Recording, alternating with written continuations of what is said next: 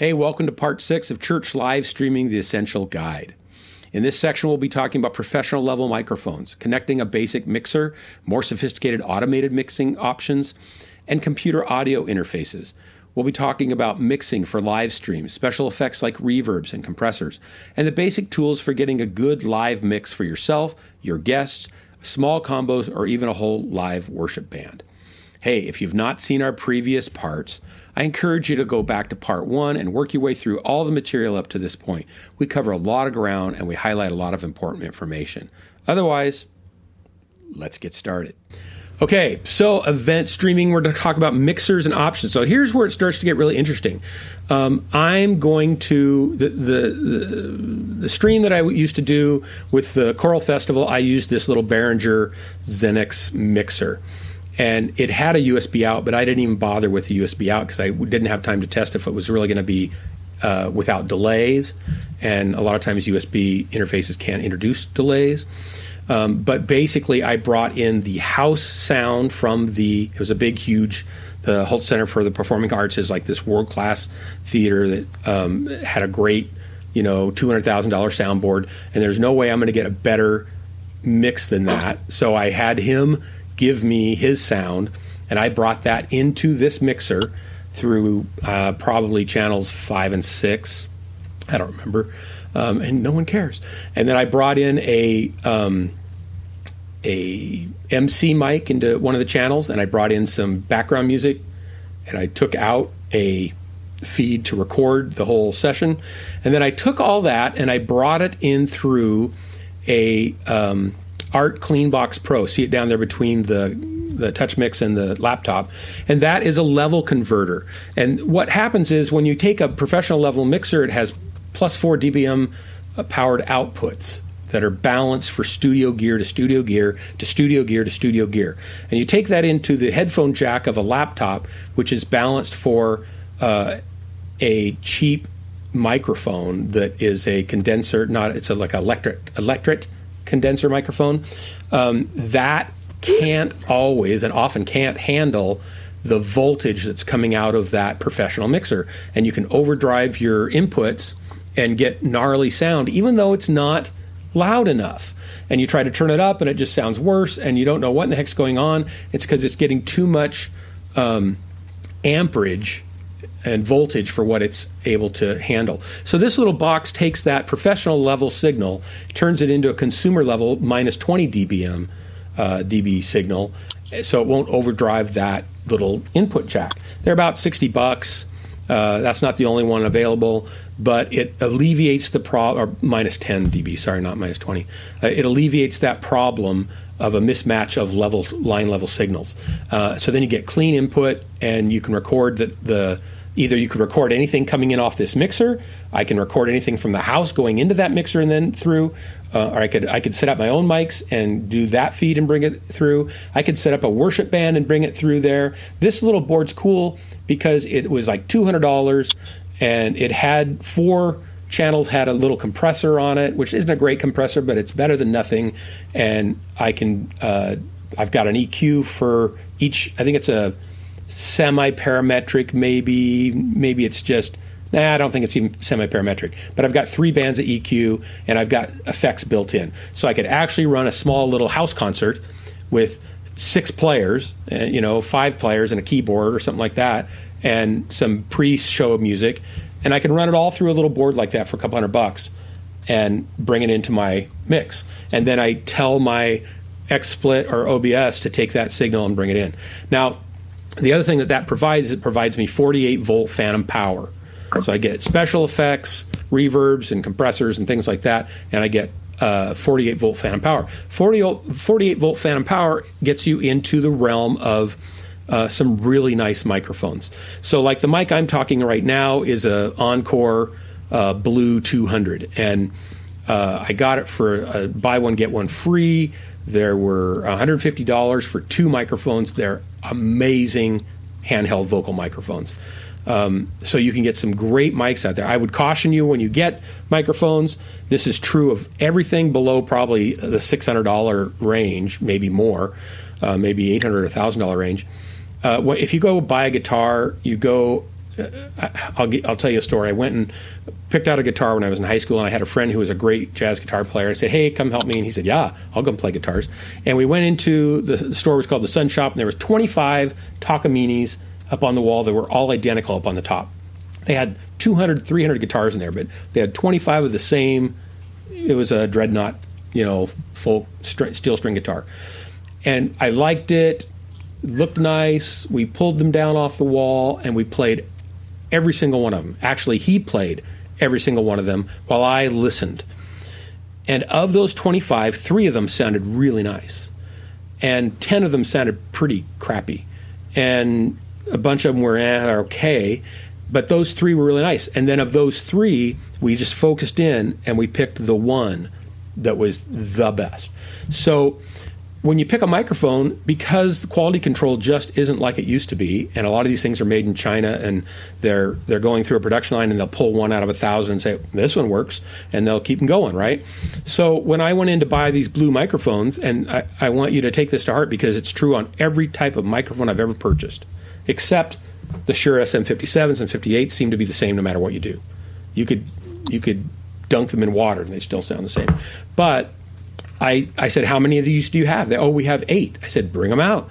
And I put my Sony headphones on, and I hooked it up through a small board, and I went in and I got the $3,500 Taylor guitar off the wall, and I got their best condenser mic, and I set it in front of this guitar. And then I played the guitar, and then we switched mics, and switched mics, and switched mics. And we went through all 8 mics. And of those brand new, never before used mics, 4 of them were garbage. I wouldn't say they're garbage. They still sounded better than this, okay? But they were $150 mics. They should sound better, right? But 2 of them sounded really good. They sounded as good as or better than the Shure Beta $250 mics. So I bought those for our church. And the other 2 sounded phenomenal. I was like, seriously? This is a handheld vocal mic, and it sounds fantastic. I bought those 2 for me. Is that wrong? No, it's not wrong. You pick out the best mic you can find, and you audition them with your voice and with a really great acoustic instrument, and if you A/B them, you'll find the mics that sound the best. And when you find that mic, buy that one and leave the losers for somebody else who doesn't care, and they're not going to notice. But you'll have a tool that you can use to record anything the rest of your life. I'm pausing so Chris can say something. No, I agree with all that. Yeah. I had to drink something. Okay, so next, another option here is I've got a QSC Touch Mix, and it's fantastic. I have the Touch Mix 16, and oh my gosh, you could get an 8, and it gives you the ability to have tons of effects. They're all great sounding effects, and processing, and like compressors and limiters and gates and beautiful EQs, and there's even a pitch correction for one of your channels. So if you've got a singer that's a little bit not quite always there, you could actually put that on them. And you can mix with an iPad. You can remotely mix the thing through Wi-Fi, and your singers and musicians can control their own headphone mix with their iPhone through a wireless thing. And you can save your mixes. So once you get a good mix, and you can also save all the channels, all the tracks out separately to a USB thumb drive or SSD drive for later post-production mixing on a DAW or something like that if you wanted to then sweeten it for later. For your big COVID pandemic quarantine release album 4. And then so that's another thing to look at. If you don't have a board and you're looking at buying a board and you want a board that you can use with a small band, I would highly recommend checking out these little QSC Touch Mixes. They sound fantastic, and they're just really, really cool boards. And you can then bring that sound out also into your stream. But you can. The advantage here mainly is that you can save your setups. So next week, you recall your setup, and away you go. You don't have to go through your whole mixing process. You might tweak something because, the guitar player who promised he wouldn't turn it up past 6 has somehow crept it up to 11. But, that kind of thing happens. And then the other thing is that if you don't want to go that route, I also have one of these. It's a Focusrite. I have two. I have Focusrite Scarlett 18i8. It has 8 inputs. 4 of them are XLR 48 volt phantom powered jacks. They're combi jacks, so I can plug a guitar or a mic, but they'll power professional microphones. I can actually do a mix. It's a little bit harder on this because Skype and Zoom, for example, don't listen to more than tracks 1 and 2, channel 1 and 2 out of audio interfaces by default, and maybe not even at all. And I think Zoom only listens to channel 1. So in order to stream and use Zoom or Skype right now, I brought my mic in through channel 1 on my other interface. But you can do a mix and then send that mix to your XSplit or OBS, and you can do your mix here. Now, the advantage of doing this, if you have a fast enough machine to handle things, you can run your I would probably recommend doing it on a separate machine. We talked, Chris, about how you can actually, with OBS and XSplit, you can have secondary machines running processes and then NDI their source into your stream, right? Sure. So I would probably run your DAW on this other device and NDI share that, but your DAW would be hooked up to this interface. This interface would pull in all this stuff, and then you can run all your DAW plugins on your stream. All of your favorite reverbs and compressors and pitch correction and everything you want to run, you can do a full mix in your DAW for your live stream and then bring it into your stream. You can't really do that with Skype. You can't really do that with Zoom. You can do it with XSplit and you can do it with OBS, and it's pretty amazing. So if you're looking to make your sound actually sound good, that's a path that can get you there, other than doing the whole pre-record everything and then mix, and then, oh my gosh, I've got to edit it all together, and then I've got to edit the whole sermon together and all the announcements and do everything and then post it. And you're basically on this treadmill of production all the time. What I'm talking about here really is a path that lets you save out what you do and then turn it on again, test to make sure you're good to go, start streaming, and when you're done, and you've recorded it to the hard drive for backup, but it's already out there on Twitch saved, and it's already out there on YouTube saved forever, and it's just so much easier. It can take so much less time. And what you're talking about is really a very basic version of what, mega churches are doing. It's what Bethel's doing. It's what Elevation is doing. You're just doing a smaller version of what they're doing, and less expensive. And so, and way less expensive. And it's really unbelievable. Especially if you're using Logic or whatever your DAW of choice is. You can get crazy results. We at a church that I was at that I worked at for a while, we actually figured out how to send. We figured out how to send to Logic and then back out without any latency. And the mix that we got, we were doing replacement of drums. We were doing, really, really intense stuff. Sophisticated stuff, it's basically what Bethel and Elevation, we figured out their process and basically used the same processes. And it was unbelievable how good our stream was able to sound. And we didn't do tuning on vocals, but we were able to get verbs and delays and all that kind of stuff, sound, getting exactly what we wanted. And the results of that. And so I've gone to churches and helped them figure out some of this stream stuff. And it's really unbelievable what you can do with one of these like what he's talking about with the digital mixer with the QSC Touch Mix, or even the, smaller Mackie mixers. It really is unbelievable the way that you can shape it. But you cannot be, you need a dedicated mixer for, you can't be trying to mix live sound and the stream at the same time. It needs to be someone needs to be dedicated to the stream and have their own ways of mixing, which I'm sure Bruce has talked about, but you just need to be able. We haven't talked about that yet, but that's true. You want to be able to you can do it all yourself. And if things are consistently simple, you can. Like if it's piano and vocal or guitar, piano, vocal, you're good, right? You can set that stuff, you can save it, and you know if you're going to sit in the same place and you're going to sing the same volume levels and stuff. In fact, my wife and daughter and I are going to do a little house concert, and we're going to have a bass player that's been quarantined. He's going to come join us.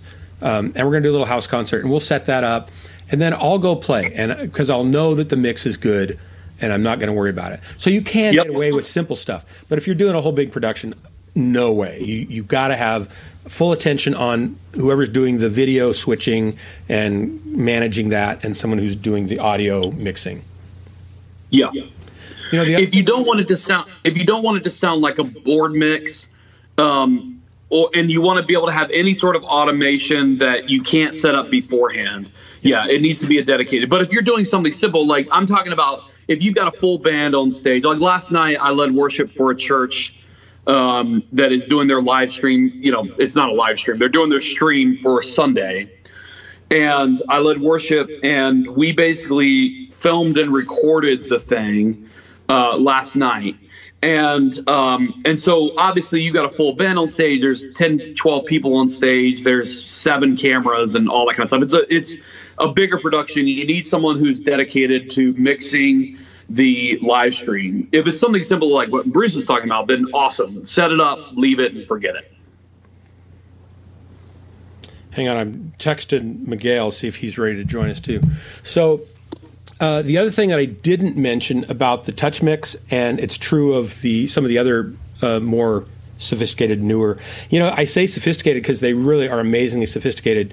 In my Touch Mix 16, and I think even in this thing, just to lesser number of channels, there's about $240,000 worth of effects rack units built into these things.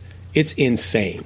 It's just insane. And the preamps sound fantastic, and they're just great sounding little devices. And it's the size of a notebook, like a 3-ring binder, right? But the other thing that's in there is they have a bunch of wizards. And if you're new to mixing and you don't have a clue where to start, it's not that these fix everything, because they don't. And it's not that you can just not listen and learn and become a good mixer. You need to do that. But if you don't know where to get started, you can pull up a guitar preset and a bass preset and a female vocal preset and a piano preset and a drum kick preset. And it will get you in the ballpark sounding pretty darn decent right out the gate.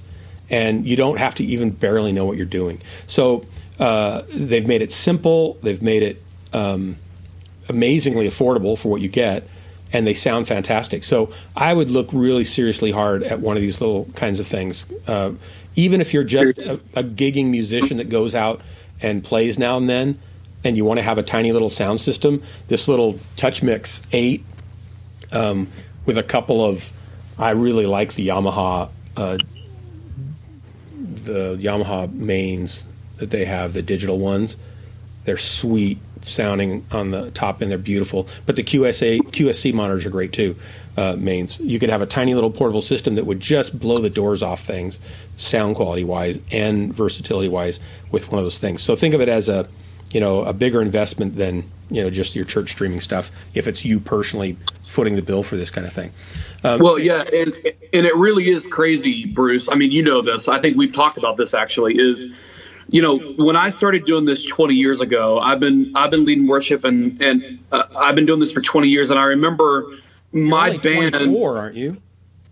Yeah, I'm only 24. Yeah. But I remember my band buying a portable system, and we spent about $20,000. Was it a PV? No, it was a JBL system with a Mackie mixer, like an early digital mixer. This was probably 2003, 2004, and it was great for we had enough power to reach maybe 500 or 600 people, relatively well. No effects, no nothing. I mean, it was very, very basic in consideration. And we spent $20,000, and for what we spent $20,000 on now, it would probably cost $1,000. Yeah. Or less. Yeah. I mean, it is really unbelievable. and sound way better. Like what you can buy today in a digital mixer. I mean, I even look at, these Behringer mixers. They get poo-pooed by a lot of like quote unquote pro guys. Yeah, but my gosh. They're unbelievable. Yeah. They are unbelievable how great they are. Yeah. I mean, yes, if you have the budget to buy a $300,000 mixer, please buy a $300,000 mixer. But the Behringer has everything that a $300,000 mixer 20 years ago would have had. Yeah. Yeah. And so I think better.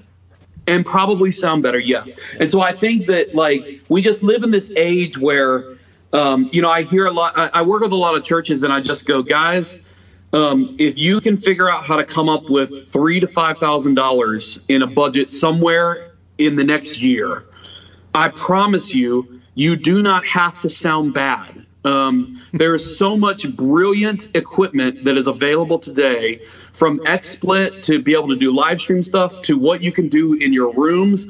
Most of the churches that I go and visit are churches that, are anywhere from 100 to 500 people. As I go and lead worship, and I work with church bands, and I do that sort of thing, and I work with sound guys to help them figure stuff out. And I tell people again and again and again, you do not have to be stuck. I know it feels like it's so scary. This whole world of digital mixing and all this stuff can be so scary. But I promise you, with experts like Bruce and guys like me who have been around the block a few times, that I guarantee you that you can find a solution that is not going to break your church's budget in order to sound decent and even good. Yeah. Yeah. Yeah, it's you can sound great for almost nothing. Yes. It's crazy. Okay, let me go back to this thing just a little bit. We'll move on to the next thing. I think Miguel's going to call here in a second.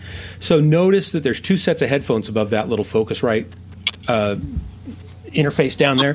That interface is low latency. It's a USB 3 interface. The Gen 3 is out now. It's a low latency interface for a DAW, digital audio workstation, which is where you mix and record music. And you'll get very low latency. And I think Miguel's going to call. Hang on a second. And that's what you want, is very low latency if you want to try to use effects and stuff like that. But notice it's got two headphone jacks, two headphones hooked up to it. So I can get a mix for me and a mix for the artist to share. On the Touch Mix, I think on the Behringer, there's only one headphone or monitor mix, maybe two. But on the Touch Mix, there's two on the 8, and there's 4 headphone monitor mixes that come out of that. And on the 30-channel one, there's maybe more. So those monitor mixes can be used for in-ears. They can be used for not mains, but monitors. And you can use them for other feeds, for all sorts of other things. But what I wanted you to see also is those little Lewitt LCT 040s. They're $180 for a matched pair. They're a stereo matched pair. So if you want to record a room, they're actually really nice sounding little mics, and they're like $180. It's almost sinful to dangle microphones that sound that good out in front of me. I find this to be a little bit demonic, so we're going to move on. That Lewitt LCT 440 Pure is a beautiful sounding large diaphragm condenser microphone. It's only $269. And so if you're looking for a large diaphragm condenser microphone for a vocal or for a guitar, what I use for tracking vocals and have for years and love it is I've got a match pair. Matched pair means that someone pulled them off the rack. They match them for volume and frequency response and timbre or character. So the two, when they're used in a XY or to do a stereo pair, they sound more realistic and they image the three-dimensional space better. So I've got a stereo set, match pair of Studio Projects C1s, and they're just amazing sounding microphones, and they were like $300 microphones, but they were competing when they came out with $4,500 U87 microphones, and they still are really nice microphones. So you can. I have one of those. Yeah, you can get some, and there's a kit for those that now updates the internals that I'm thinking about getting. I've got a friend that has a couple of those mics or he's got 3 of them, I think, in a studio, and he just bought the do-it-yourself kit that upgrades the electronics inside, and he loves it. Anyway, these mics are fantastic, and you can still pick up Studio Projects mics. The Rode NT1A is a really popular mic for around $250. I find it a little bit hyped on the top end, maybe a little harsh, but people love it, and it's certainly a great mic. So there's some wonderful mics out there. And you can use these great mics when you have a mixer. You're not going to be able to pull them in, or an interface. You're not going to be able to pull them in otherwise. And one last thing on the interface thing before I move on is this is a Scarlett 18i8, so it gives me 8 inputs. There's 4 more quarter-inch jack inputs on the back. But I also have, and it gives me phantom power again, right? But I also have a Focusrite Claret 8 Pre, which gives me 8 XLRs with their Air mic pre's, which are even better than these, but these are still great. I was talking to somebody about, it was on the worship. What's the other worship group, Chris? Worship Talk or something like that? Worship Topics? Topics, yeah. Somebody was asking about what's a great mic, and somebody said, oh, don't worry about the mic, get a better interface. And it's like, no. Even the cheapest interface is better than most $100,000 boards used to have on their mic pre's. And yeah, you could spend $3,000 or $1,000 on a external rack mount microphone preamp, but you'd be better spending $200 more on your microphone. You'll get a better sound out of it. So your bang for the buck is start where the music starts. Capture with the best microphone you can capture acoustic sounds with, and everything else is so good now that you'll be way ahead of the game. So let's move on here. Miguel, I don't know how much of the stream you've watched or anything, but so now we're going to move this over here. So you've basically got kind of an overview of how all the audio all works. What I didn't show you is you can bring in another sound source like a phone for playing before music or something like that here. You can also bring in YouTube stream stuff if you're going to have licensing issues. We can talk about YouTube licensing stuff too, but you can have an MP3 player or something like that of some sort, and you can mix all that in and mix in live stuff and then save that and then bring that into your stream into XSplit. And by the way, Miguel's not being honest. He's not actually sitting in his office. He's sitting on his couch right now, and I'm sorry to call you out, Miguel, but it's not a couch. Don't worry. It's worse. It's much worse than that. Way worse. So as you can do on Zoom and some of the other things, XSplit, and now I'm going to let you talk about the VCam a little bit in a second, but he's using VCam to change his background, and it's really pretty cool, and we'll talk about that in just a minute. So anyway, here's the audio overflow or overview. That's it for part 6 in audio. Obviously, there's tons more to learn with audio, but this will give you enough information to really step up your audio quality. In our next section, we'll talk about additional options to make your streaming easier, like external controllers for automated functions. We'll also talk about alternatives to XSplit and OBS that are available, dedicated hardware devices called streaming appliances, and even cloud-based subscription services that help produce multi-camera streams. We'll quickly cover some of their advantages and disadvantages so you can decide if they're really for you or not. You don't want to miss that. Hey, if you haven't already, I'm going to remind you to, click that subscribe button, click the bell to be notified, and take a moment and think, oh man, is there a church or a friend at a church or somebody doing the same thing I'm doing that could really benefit from watching this stream? Share that with them now. And we'll see you soon.